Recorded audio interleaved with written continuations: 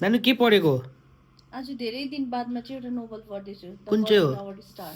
Okay, कस्तो रहेछ अन्त? राम्रो छ यो मुभी पनि हेरेको मैले, तर पनि फेरि एकदम गरेर पढ्दैछु। ओके, सुन न, अन्त हाम्रो नानी अब 5 महिना पुग्न आँटेछ कि, अन्त अब हामीले खाना खुवाउनु सुरु गरौँ होला हौ। बिबु त्यस्तो हुँदैन नि, 5 महिना होइन, कम्पलसरी 6 महिना बेस्ट फिडिङ, एकदमै एक्सक्लुसिभ बेस्ट फिडिङ दिनु एकदमै जरुरी छ नानीलाई। ओके, किन त्यो चाहिँ? किन भन्दाखेरि चाहिँ अब हेर्नु, अब हामीले अहिले नै सोलिड स्टार्ट गर्नु भएन नानीलाई होइन, सोलिड या कुनै पनि अहिलेसम्म मैले केही पनि दिएको छुइनँ नानीलाई। किन भन्दाखेरि चाहिँ बेस्ट फिडिङबाट चाहिँ अब धेरै नानीले बेनिफिट्सहरू पाउँछ, अब राम्रो हेल्थको लागि होइन। फर्स्टमा चाहिँ भन्नुपर्दाखेरि चाहिँ अब नानीको इम्युनि बुस्टको लागि, इम्युनि बुस्टमा चाहिँ जस्तै एन्टिबडी नानीले पाउँछ, त्यसबाट चाहिँ अब कुनै पनि इन्फेक्सन्सहरू भयो र अरू डिजिजहरूलाई रोक्ने गर्छ हो। अन्त त्यहाँदेखि अर्को चाहिँ हुन्छ नानीले न्युट्रिसनल डाइट, एकदमै राम्रो डाइट पाउँछ। त्यसमा चाहिँ मिक्स प्रोटिनको, कार्ब्सको, फ्याट्सको नानीलाई ग्रोथ एन्ड डेभलपमेन्टको लागि जरुरत हुन्छ। त्यो चाहिँ बेस्ट फिडिङबाट मात्रै पाउँछ, तपाईँले त्यो अरू सोलिडहरूबाट या कुनै पनि उयोबाट पाउँदैन त्यो चाहिँ। अन्त अर्को चाहिँ के हुन्छ भन्दाखेरि चाहिँ अब जस्तै ब्रेन डेभलपमेन्टको लागि अब फ्याटी एसिडहरूको र अरू न्युट्रिएन्टहरूको इम्पोर्टेन्स हुन्छ ब्रेन डेभलपमेन्टको लागि, त्यो पनि ब्रेस्ट फिडिङबाट मात्रै पाउँछ। र अर्को त अब ब्रेस्ट फिडिङ अब किन भन्दाखेरि चाहिँ अब आमा र नानीको एकदमै बोन्डिङ राम्रो होइन, अन्त नानीले वार्म पनि पाउने गर्छ, त्यसले गर्दा चाहिँ breast feeding is very very important for babies. Okay, अन्त हामीले गाईको दुधहरू चाहिँ खुवाउँदा हुँदैन? गाईको दुध चाहिँ एकदमै एभोइड अहिले, किन भन्दाखेरि चाहिँ अब पहिला त दिनुहुन्थ्यो होला घरहरूतिरबाट, अब केही याद नभएर गाउँहरूतिर दिन्थ्यो होइन। तर अहिले चाहिँ गाईको दुध नानीलाई एभोइड गर्नु, अन्डर 1 इयर्ससम्म नानीहरूलाई चाहिँ दिँदै नदिनु। किन भन्दाखेरि चाहिँ अब एक त हार्ड भयो होइन, हार्ड भएको कारणले गर्दा चाहिँ डाइजेस्ट हुनु सक्दैन नानीलाई। किनभने अब ब्रेस्ट फिडिङ, ब्रेस्ट मिल्क नानीले इजिली डाइजेस्ट गर्नु सक्छ र गाईको मिल्क डाइजेस्ट गर्नु सक्दैन। न्युट्रिएन्ट पनि इम्ब्यालेन्स बनाउँछ त्यसले। किन भन्दाखेरि चाहिँ अब हेर्नु, गाईको दुधमा चाहिँ भाइटामिन सी भयो, आइरन भयो होइन, यो चिजहरू चाहिँ गाईको दुधमा पाउँदैन। ओके, अन्त गाईको दुधमा प्रोटिन र क्याल्सियम बेसी हुन्छ होइन? अन्त प्रोटिन र क्याल्सियम त हाम्रो जिउको लागि चाहिने राम्रो न्युट्रिएन्ट हो, तर त्यसले चाहिँ किन खुवाउनु हुँदैन अन्त? किन खुवाउनु हुँदैन भन्दाखेरि चाहिँ अब प्रोटिन पनि एकदमै ज्यादा मात्रामा हुन्छ गाईको दुधमा, र क्याल्सियम पनि ज्यादा मात्रा हुन्छ, र नानीको डाइजेस्टिभ सिस्टमहरू अब हाम्रो ठुलो मान्छेहरू जस्तो म्याच्योर भइसकेको हुँदैन, इम्याच्योर हुन्छ। त्यही कारणले गर्दा चाहिँ उनीहरूले इजिली डाइजेस्ट गर्नु सक्दैन र इन्टेस्टाइनहरूमा पनि प्रब्लम हुने गर्छ।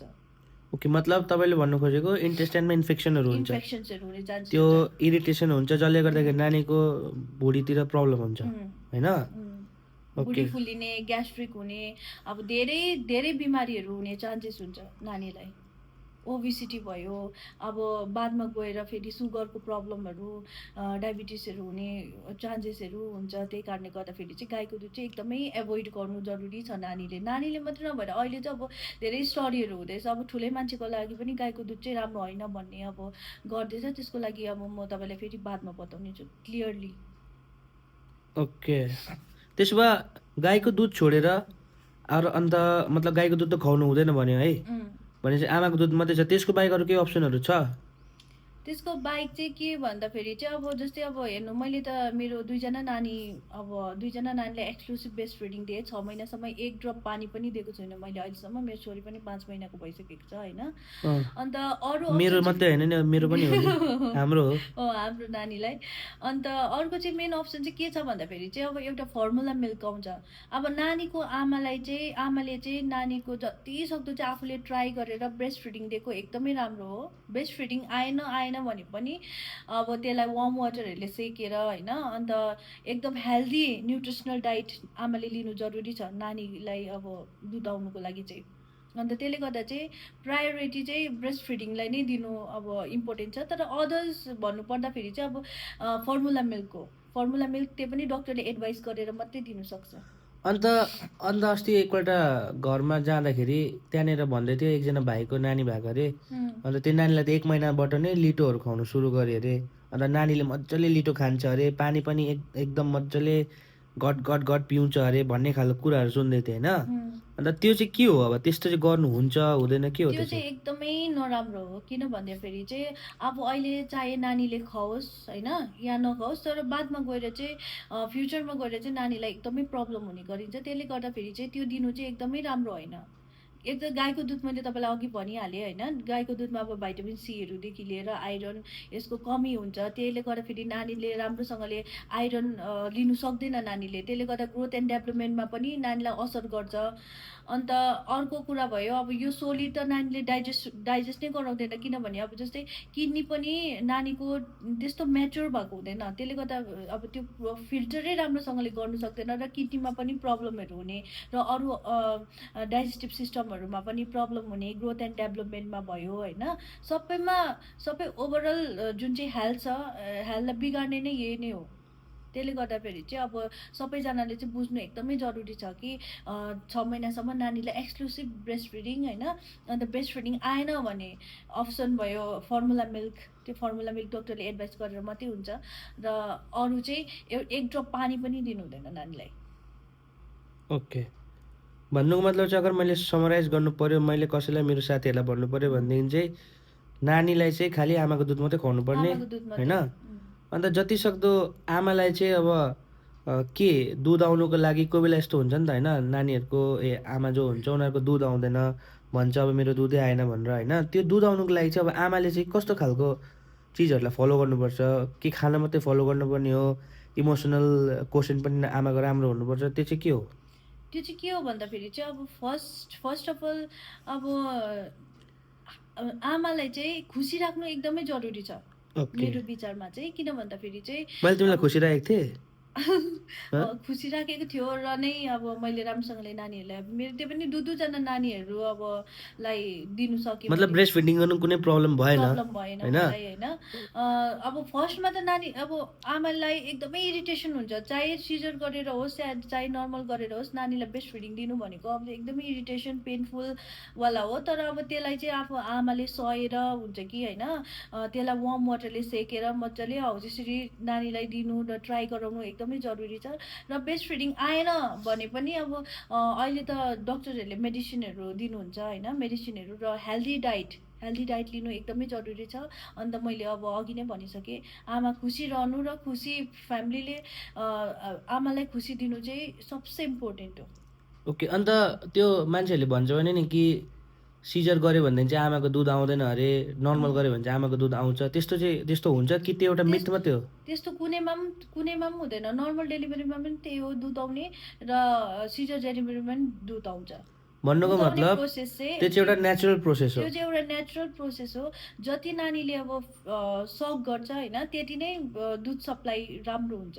यो चाहिँ कन्टिन्युसली प्रोसेस हो। जति राम्रो सक गर्दै जान्छ त्यति नै अब दुध राम्रो आउँछ। अब आमाले भनेपछि यो चाहिँ चिन्ता गर्नु भएन कि अब अगर मैले नानीलाई फिडिङ गराक गरेँ भनेदेखि चाहिँ मेरो मतलब अब दुध आउनु छोड्छ हो, त्यस्तो चाहिँ भएन। त्यस्तो होइन। तर आमाले चाहिँ अब खालि आफ्नो हेल्थको ख्याल राख्नु पर्यो, प्लस इमोसनल एउटा जुन चाहिँ आमाको क्वेसन हुन्छ त्यो ख्याल राख्ने कुरा चाहिँ फ्यामिली र बुढाले चाहिँ याद गर्नु पर्यो होइन। उसलाई अब एउटा इमोसनल क्वेसन राम्रो गराउनु पर्यो, उसलाई खुसी राख्नु पर्यो। त्यो चाहिँ अब एकदमै इम्पोर्टेन्ट हो। किन भन्दाखेरि चाहिँ अब जस्तै डेलिभरी बादमा चाहिँ अब के भन्छ धेरै अब आमालाई धेरै प्रब्लम आउँछ होइन।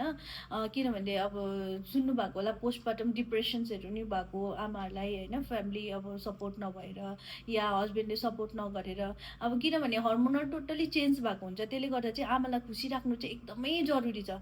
अन्त जति अब खुसी राख्छ त्यति नै अब ब्रेस्ट फिडिङ पनि आउँछ। र आमाले पनि यो सोच्नुपर्छ कि मेरो नानीलाई चाहे जस्तै गरेर होस्, मलाई दुःख होस् या जेसुकै होस्, मैले चाहिँ मेरै दुध दिन्छु भनेर चाहिँ आमाले चाहिँ त्यो कन्सेप्ट लिएको हुनुपर्छ नानीलाई, अन्त मात्रै दुध आउँछ। ओके, किन भन्दा अब ब्रेस्ट फिडिङ त बेस्ट हो नि त। अब फर्मुला मिल्क तपाईँलाई अब थाहा छ होला, अब बाहिर एकदमै महँगो पनि छ एक त होइन। अन्त एक त त्यसमा सुगरहरू एडेड हुन्छ। अब त्यस्तो मतलब राम्रो होइन। अब कतिजना आमाहरूको चाहिँ अब आउँदैन दुध, अब जस्तो उयो गर्दाखेरि पनि आउँदैन। अन्त अब धेरै प्रब्लम भएको कारणले गर्दाखेरि चाहिँ डक्टरले नै एडभाइस गर्छ अब तिम्रो अब जस्तै गरेर पनि भएन भनेर चाहिँ, ब्रेस्टमा या के प्रब्लम छ या लम्प छ या के छ होइन, के रिलेटेड गर्दाखेरि आएन भनेर चाहिँ उनीहरूलाई चाहिँ सजेस्ट गर्छ डक्टरले फर्मुला मिल्क। तर आफूले चाहिँ जानी चाहिँ अब मैले मेरो दुध दिँदैछु, ब्रेस्ट फिडिङ दिँदैछु, मलाई साह्रो पर्यो, अब फर्मुला मिल्क पनि दिन्छु भने त्यस्तो चाहिँ नसोच्नु।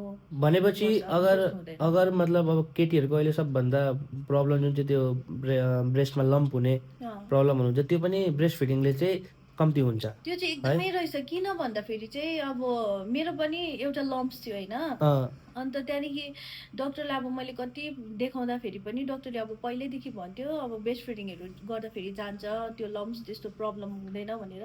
तर साँच्ची नै मैले जस्तो ब्रेस्ट फिडिङ गराउनु थालेँ नानीलाई होइन, 2जना नानीलाई अब त्यस्तो ब्रेस्ट फिडिङ गराउँदाखेरि चाहिँ मेरो त्यो लम्प्स आफ्नै आप हट्यो।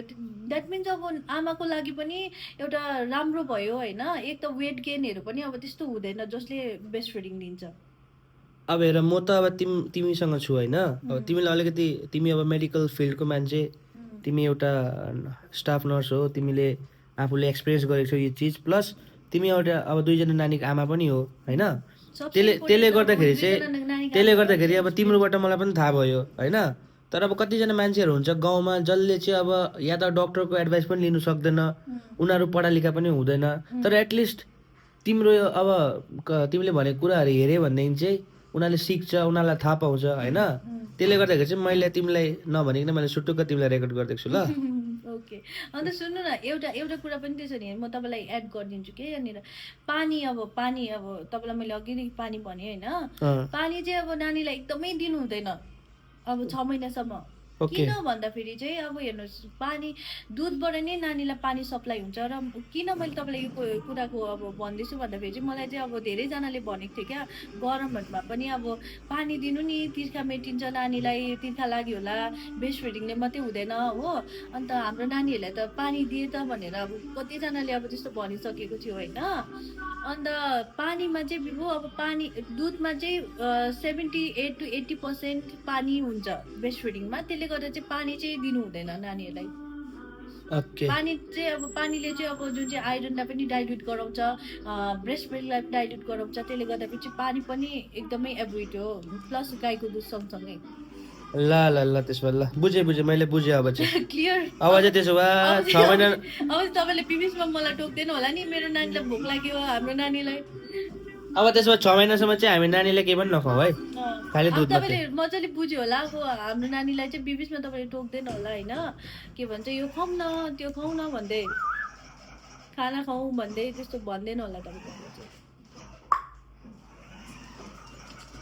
ल ल।